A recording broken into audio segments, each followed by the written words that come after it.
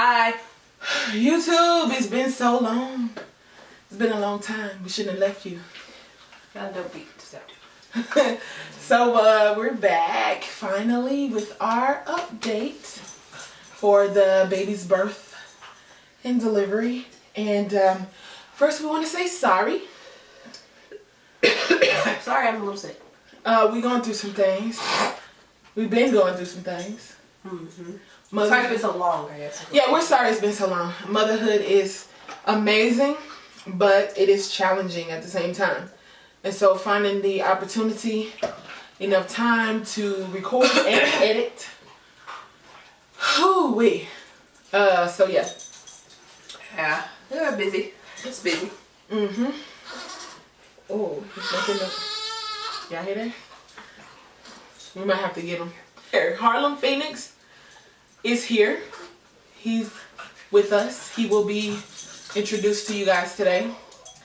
He was born Our dogs are interested in him.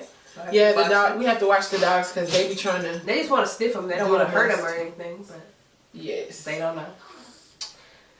Okay, so when was he born, babe? Tell them that while I look for the winner of our April YouTube 23rd, 2014, 5:44 p.m. So yes, he was not a May baby. He was an April baby. And we kind of knew that, but we didn't know for sure when he would be born. And yeah, so that was a very interesting time. Yeah. What, having the baby? It wasn't interesting. The way everything went down, like, was so interesting. It was painful. Yeah. But the way it went down was like, I wasn't ready. But we're so glad he's here, and he's amazing, y'all. Y'all have got to meet him to know how amazing he is. So, April 22nd, Kirby went to her 38-week doctor's appointment. And the doctor was like, so yeah, you're going to go have the baby. You're going to go check in the hospital at 5 o'clock p.m. And we were like, what? 5 today? Like this day? Yeah, because, well, we were going to have him. We had scheduled to do it anyway because of my gestational diabetes. So, but then we weren't sure it was going to be that day or the next week. But she said that we could do it that week. And apparently it was that day when we went. Yeah. We didn't know that. Yeah, we didn't know we was going to have to go in that day. So I had only taken a half day of work so that I could be with her at that appointment because, again, you never know. And so I had to call my work and like, y'all ain't coming back. I had to go back to mine because I was working until the day. Yeah. And I had to go back to work just to close out everything because I wasn't coming back. So we took our dogs to her mom's house.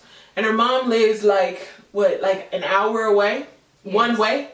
So we had to take the dogs to her mom, drop them off so that I wouldn't have to worry about coming back and forth to take them out while she was in the hospital. So we took them there, dropped them off, came back over here. Our hospital bag was packed. Diaper bag was packed, but we didn't take the diaper bag, but the hospital bag was packed. And so we came back home, got the bag, and went to the hospital. Yeah. At 5. At 5, we checked in, got into the labor and delivery ward, and then this stupid nurse. Like, I understand she was showing concern, but for me, I think she was real extra. She was like... I think she just didn't like it. She didn't like the fact that Kirby was being induced. She was like, who's your doctor again? And I'm like, okay, they don't let people just walk up in here and sign themselves into labor and delivery. So clearly somebody sent us. And she was, and like, we already in our room, gonna put our stuff down or whatever. And she was like, and how many weeks are you? And so this was the Tuesday. See, and on Wednesday I would have been 38 weeks. And she kept saying 37 weeks. This was the Tuesday before the Wednesday we turned 38 weeks. And she was like, you're 37 weeks? I mean, God, like, we don't really see that, blah, blah, blah. And I'm like, okay, lady, she's literally going to be 38 weeks in a matter of hours. Stop playing. Like, for real. And she was like, yeah, I know you have gestational diabetes, but, you know, I don't usually, you know, see inductions this early, blah, blah, blah. So we was like, okay, whatever, do your thing.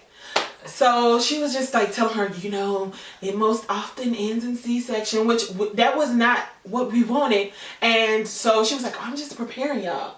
And I'm like, you just being a hater is what's happening. And she was like, who is your high risk doctor? And she kept saying he might have to go to the... He's probably going to have to go to the NICU, blah, blah, blah. So I hated that heifer. Okay? But she was kind of right. She actually did turn out to be right, but she was just being negative. She was just a negative ass Nancy because she didn't even give... Kirby didn't even have the damn Cervidil yet. They hadn't even put it in her yet.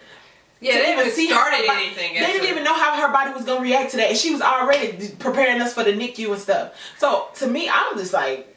But everybody else was great. That was a great, really great hospital. The hospital was amazing. And the nurses were great, I probably put except for her. Like, I forgot to vlog in there. Like, I was so consumed with being there for her and being in the moment. I did vlog a little bit. So, I'm going to put some excerpts from that in this video.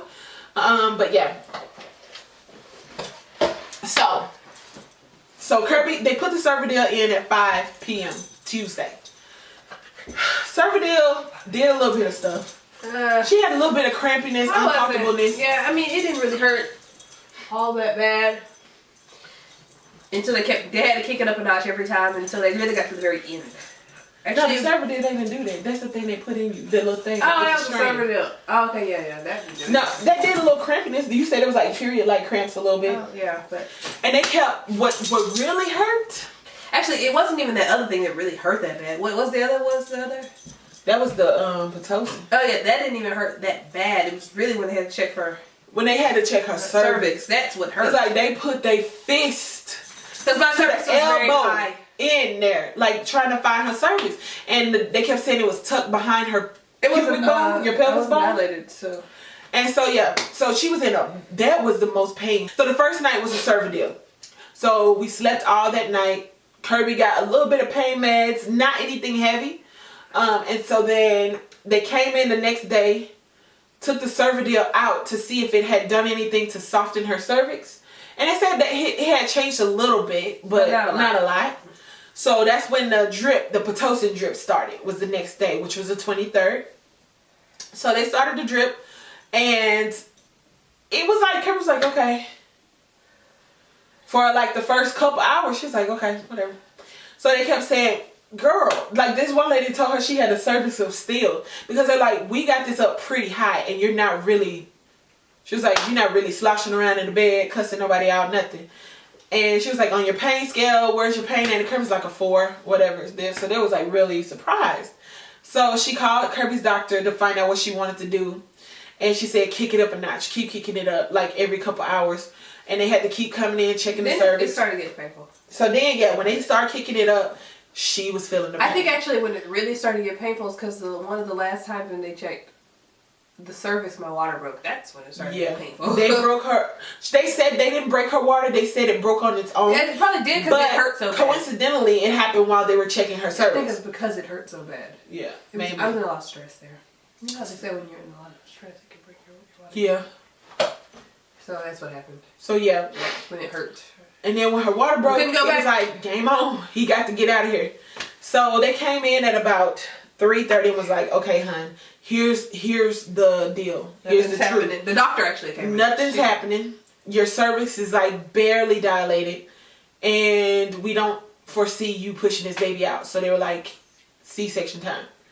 And we wasn't even crying about it. You know what? Because that hurt a lot. That just them going into the cervix there. And I just didn't, at that point, I wasn't really sure that I want his head coming out anyway. So it's fine. So yeah, she didn't cry about it. So they prepped her. And like when they took me, like they gave me my little scrubs and stuff, my little hat to put on. They rolled her out in her bed. And when they put me in that back recovery room waiting on them to finish prepping her, like, I was praying, y'all. Because, like, to me, it's like, okay, this is major surgery. Like, even though it's just C-section, it's major surgery. And I'm like, God, please protect my baby, protect my girl, everything. Like, I'm just sitting back there praying. And so finally, the anesthesiologist came back there and got me. She was like, it's time. Oh, so like that whole time before that, though, I didn't have any, like... For all that pain, because it was several hours after my water broke. Oh yeah, she never got an epidural until right before the C-section. So I got that other thing. What's that called? You got a spinal tap. Spinal tap, yeah. So we're talking about 23 and a half hours of no pain meds. And yeah, once my water broke, it was still like a lot of hours before we went through the thing. She was really in pain from the Pitocin being so high, and then her water had broken, so it was a real like labor pattern going, and she labored through it like a champ, for real. So when I got in the room, Kirby was just laying there like she was in heaven. I don't know what the heck gave her. Oh, they gave me that. Whatever was in that, it was numb from all the way down. I couldn't feel a thing. And let me just text Dr. Haffman. He's that man you met earlier, the anesthesiologist. And just tell him we're going to town, going to get this man.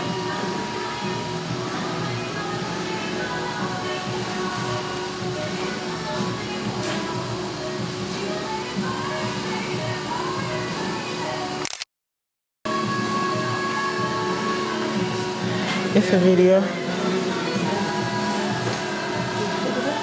I don't like that smell. Oh.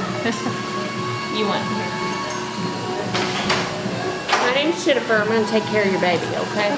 Sometimes this might help you a little bit, honey. It's just, get that.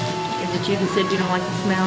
Yeah. Just put this. It's Oh, yeah, little it's much alcohol. better. It's a little. If that's too strong, get it out of there. Okay. But it is, yeah. Oh, let me help you.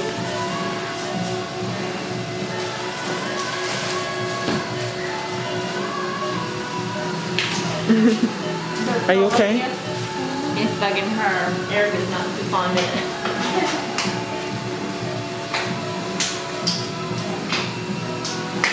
Can you feel anything? And remember, you'll have medicine if you have breakthrough pain that you can take in addition, okay?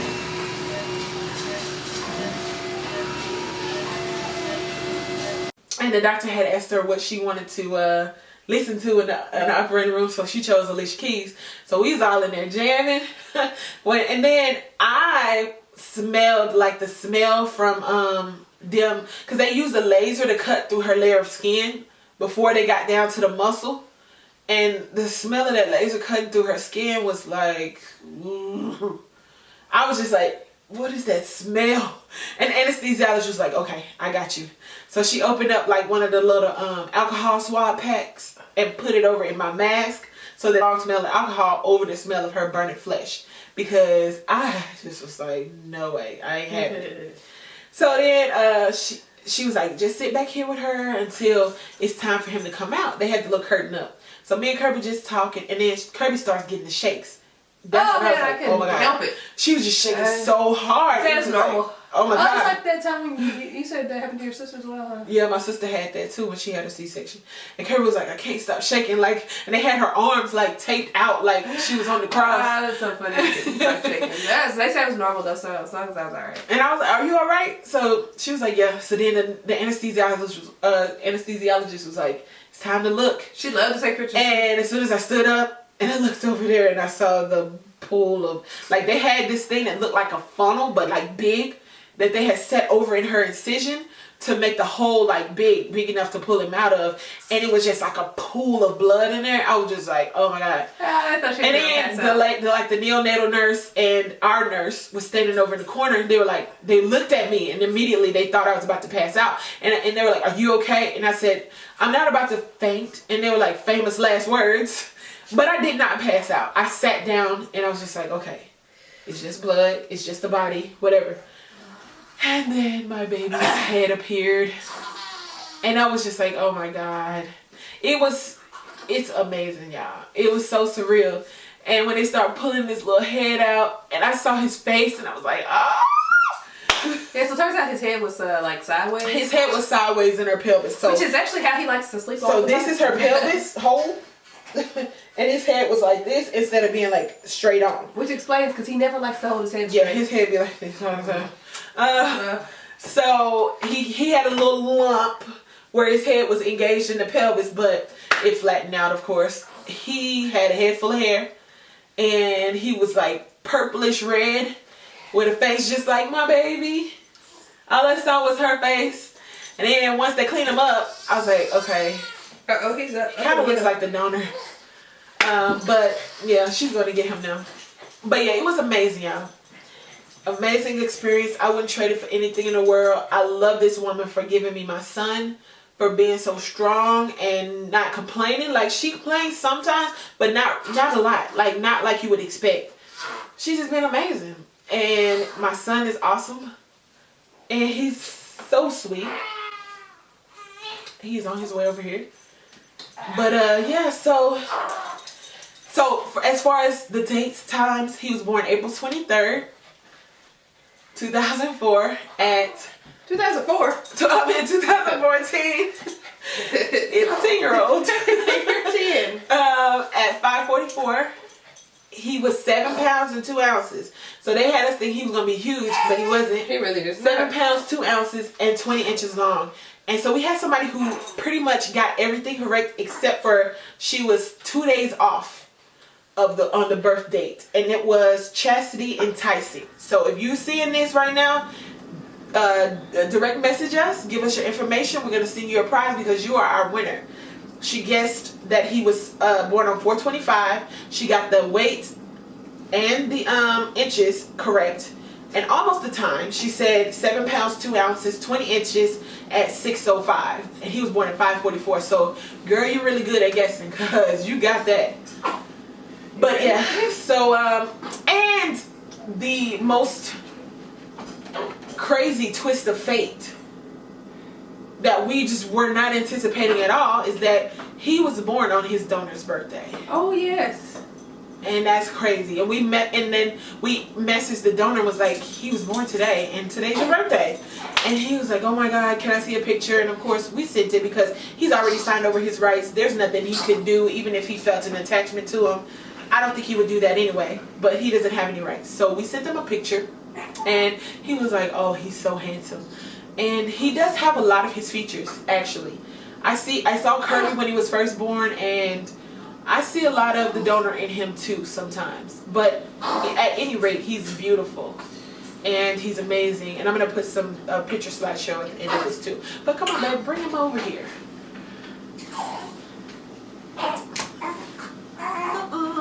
He's waking up. Here he is. He's red. Mr. He's waking up. Stretcher. He likes to stretch so much. Mr. Stretcher. Oh my goodness. Stretching. Oh my goodness. So today he is 3 weeks and 2 days. And he already weighs over 9 pounds. He's a fatty. He gained a lot of weight. Kirby's been breastfeeding. We're going to get into that video like a lot later and tell you about his health issues after birth. He's nothing major, but he did have to spend some time in the NICU, and we did have to go back and forth to the doctor and Children's Hospital for a little bit after his birth. But he's amazingly fine right now. Say hi, y'all. He's like, I'm kind of tired. I don't know. Say what up? And he's a scratcher, like really bad scratcher. Gotta wear the mitts. We call him Scratcherson sometimes. Right, Nuggy? Sometimes he's Mama Nuggets. Ooh. Ooh. Yeah, so he went to the bathroom now. He's having some bathroom stuff happening. So we're gonna end this video now. Say bye to YouTube. Say I've been waiting to see y'all. Bye-bye. See you later. Flying away. Thank y'all for rocking with us. Say thank you for rocking with us. We love you guys. See ya. Bye.